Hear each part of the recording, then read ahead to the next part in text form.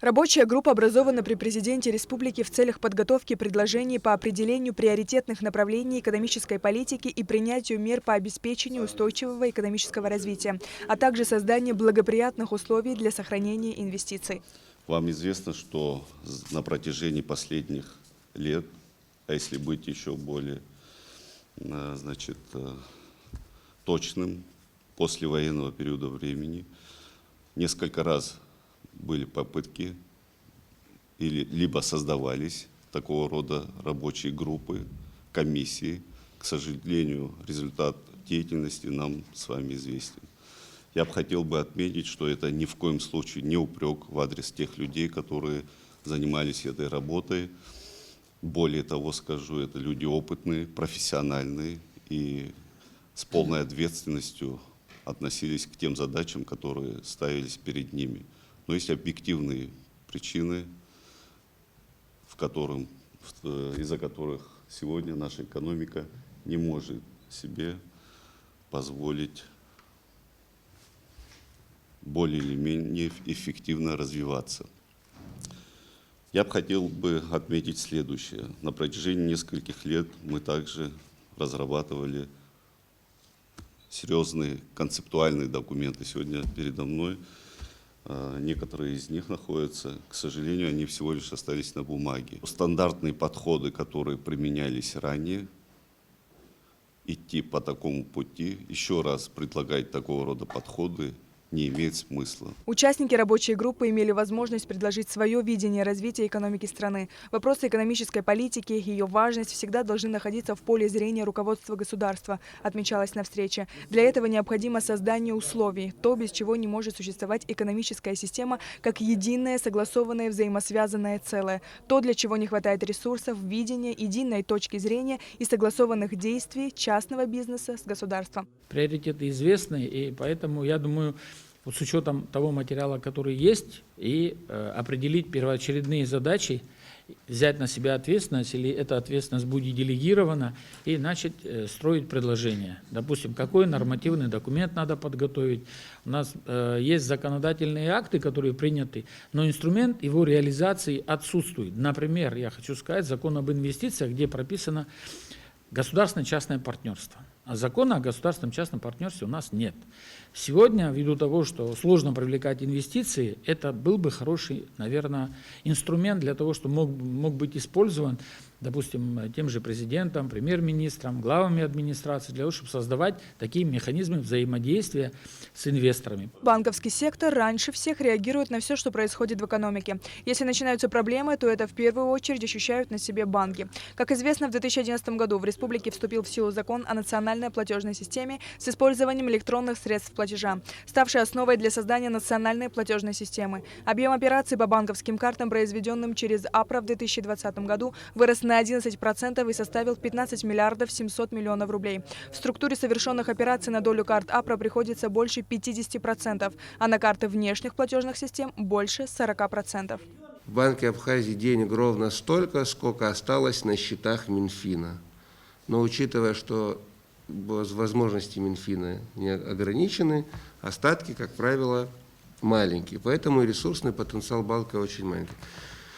То, что касается возможности привлечения денег, это отдельная история, тоже очень сложная, связана с рисками, о которых все вы говорили. Поэтому, к сожалению, если мы говорим о сегодняшней ситуации, таких реальных возможностей для импульсного, масштабного кредитования экономики не существует. И, безусловно, правильно говорили, в силу того, что мы живем в рыночной экономике, спрос должен равняться предложению, и равновесная ставка у нас очень высокая. К сожалению, у нас и ставка рефинансирования сегодня 12%, она значительно ниже рыночной. То есть у нас сегодня ставка рефинансирования в банке уже лет 10-15 не менялась.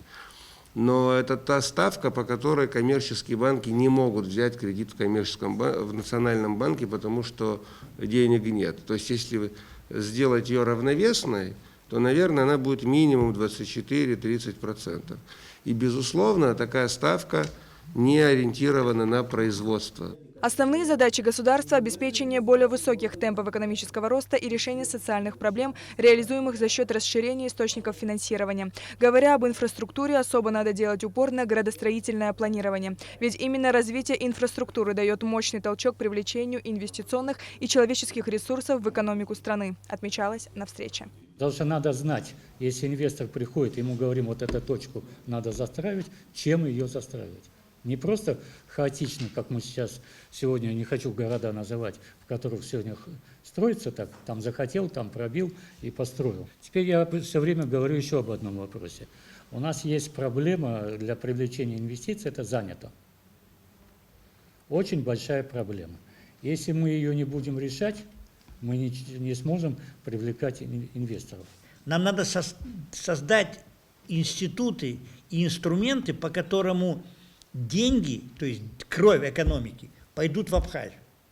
Поверьте мне, как специалисту, который занимается большими системами, денег в России и не в России полно.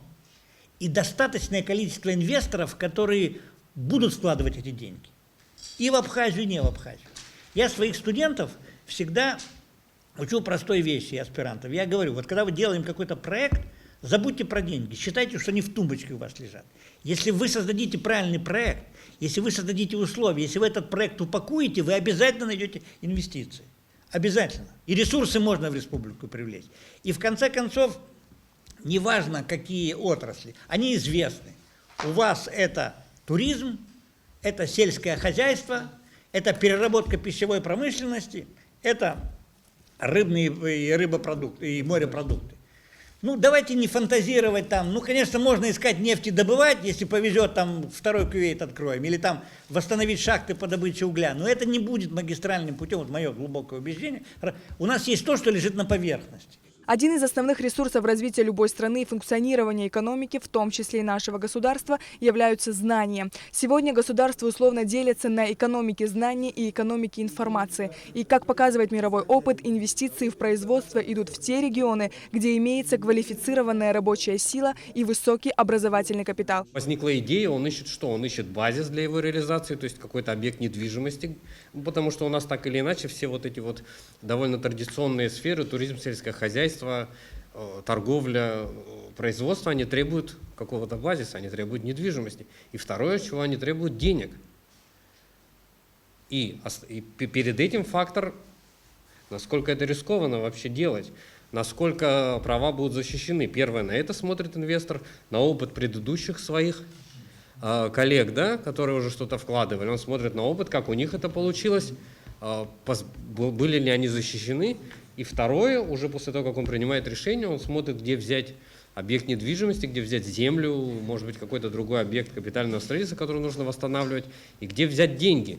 Директор Центра стратегических исследований при президенте республики Вячеслав Чирикба добавил, что во всем мире среди молодежи популярна специальность менеджер, а школа менеджмента самая перспективная и передовая. В нашей стране ее вообще не существует, а она, между тем, является основой современной экономики. Менеджмент-консалтинг у нас нет. То есть базовых инструментов у нас, или ресурсов, да, интеллектуальных у нас, к сожалению, нету. Это уже тоже о многом говорит. О нашей подготовке вообще к глобализации, к современной экономике. То есть мы не готовимся совершенно, мы просто реагируем, да, на какие-то вещи. Должны вернуться к 5-летним планам, скажем. Да? Это хорошая вещь, кстати, иметь вот на 5 лет, скажем, программу действия. Потому что в общем говорить о развитии очень трудно. Нужно как-то какие-то этапы ставить. И, вот. Очень важная тема аутсорсинг. Я считаю, что мы при всем нашем наличии наших собственных средств, да, они не хватает. Я имею в виду не финансовых, а интеллектуальных ресурсов. Не хватает. Не хватает. Нам необходимы консультанты, да, хорошие консультанты, да, из-за рубежа. Это может быть Россия, это может быть Турция. На глазах становится гигантом экономическим. Страна, не имеющая ни нефти, ни газа, ничего. Только там очень много менеджеров, там великолепный менеджмент, который тоже можно учиться. То есть нам нужен аутсорсинг обязательно. То есть в каждой области по 1-2 консультанта, да, грамотных, опытных, уже очень много дали бы. Первое заседание рабочей группы обозначило лишь некоторые проблемы экономики страны. Подобные встречи будут проводиться раз в месяц, чтобы в итоге выработать новые приоритетные направления экономического развития и представить их президенту. Сария Кварацхеля, Ильдар Дамиров, Абхазское телевидение.